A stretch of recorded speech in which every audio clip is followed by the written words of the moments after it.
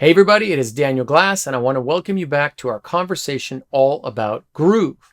In this second video of our series, we're going to answer some very fundamental questions about groove, and I'll show you a simple strategy that will help you quickly get started using what I call the motion-based system.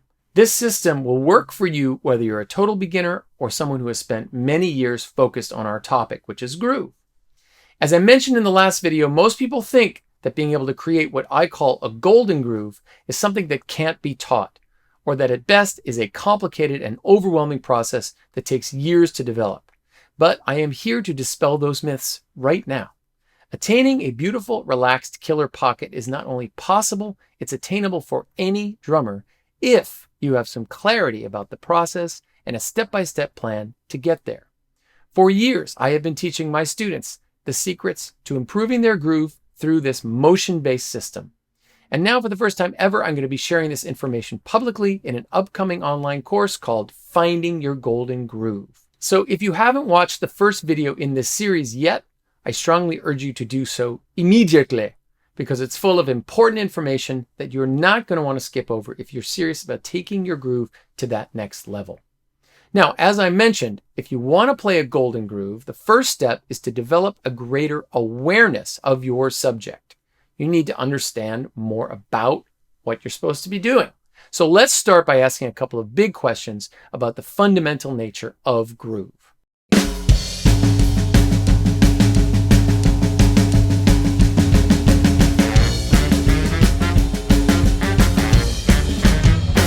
Big question number one, what should be your main goal when playing a groove?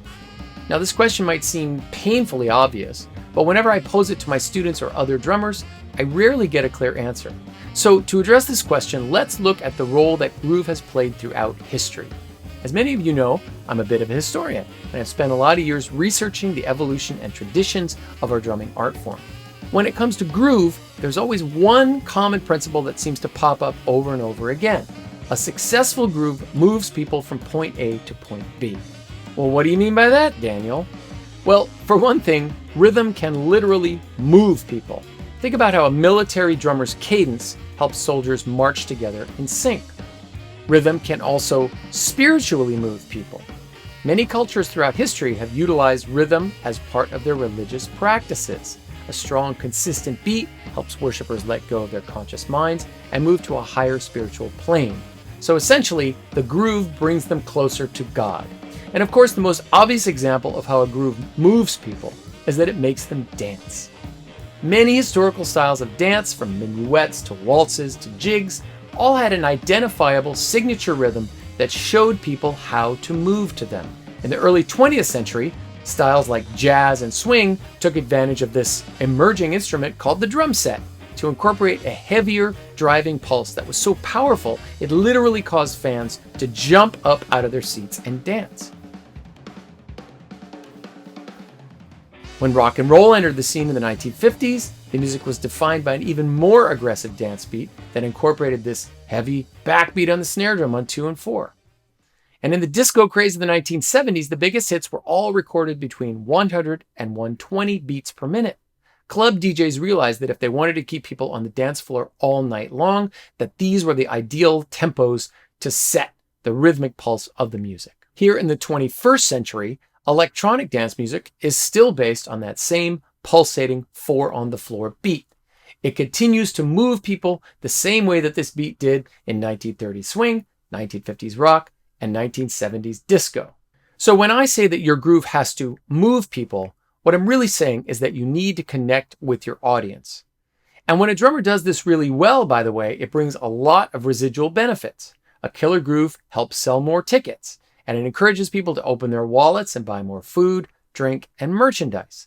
A killer groove means that your fellow musicians will look forward to seeing you on the bandstand. And most importantly, a killer groove will result in band leaders, club owners, and promoters saying, "You're hired," a lot more often.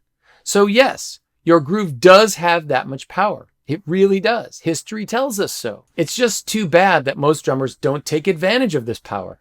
Instead, they spend enough time developing a decent groove that's good enough. And then what do? They rush right back and put the majority of their effort into learning complex patterns and other stuff that's sexier. Well, guess what? I'm here to tell you that when it comes to groove, good enough is not enough. If the fundamentals of groove are not established, then every time you play a fill or move between sections of a song, your time flow will get interrupted.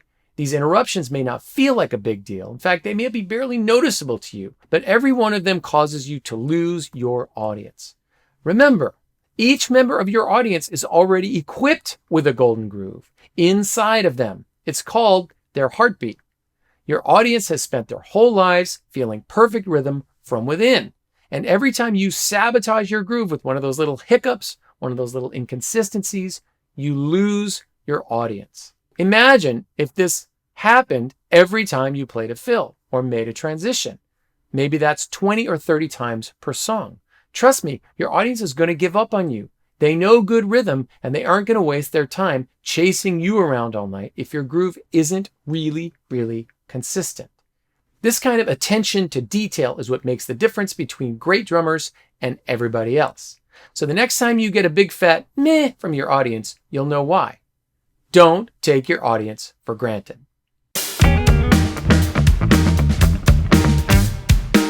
Now that we've looked at our primary purpose when playing a groove, let's expand our awareness with the next big question. Big question number 2. What are the specific characteristics that make up a great groove? Well, for starters, a great groove creates amazing, unstoppable forward momentum. The second that groove kicks in, it just grabs us and we start moving along. Like marching soldiers, twirling swing dancers, or headbanging metalheads. We have no choice but to just go with it. Remember, the key word here is unstoppable. A great groove holds its audience captive from beginning to end without a single hiccup or speed bump or anything else to break that momentum. Second, even with all that unstoppable forward momentum, a great groove still manages to feel relaxed. It's full of space. It's in no hurry to get anywhere. There's a sense of confidence and control, a feeling of, nope, I'm not struggling with this at all. The audience feels that confidence and they believe what you're telling them musically. But if you don't feel relaxed and balanced behind the drum set, then guess what? Your groove won't either. Third, a great groove speaks with amazing articulation.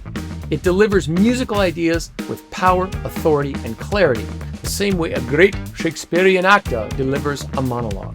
The audience completely understands every single musical idea being presented, and they can't wait to follow you to the next one.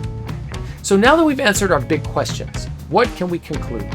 Well, in a nutshell, if you want to successfully move your audience from point A to point B, then you need to learn how to develop a groove that is unstoppable, relaxed, and highly articulate. I can hear you now. Sounds great, Daniel, but how do we get there? By understanding that the answer lies not in what you're playing, but in how you're moving. Think of it this way.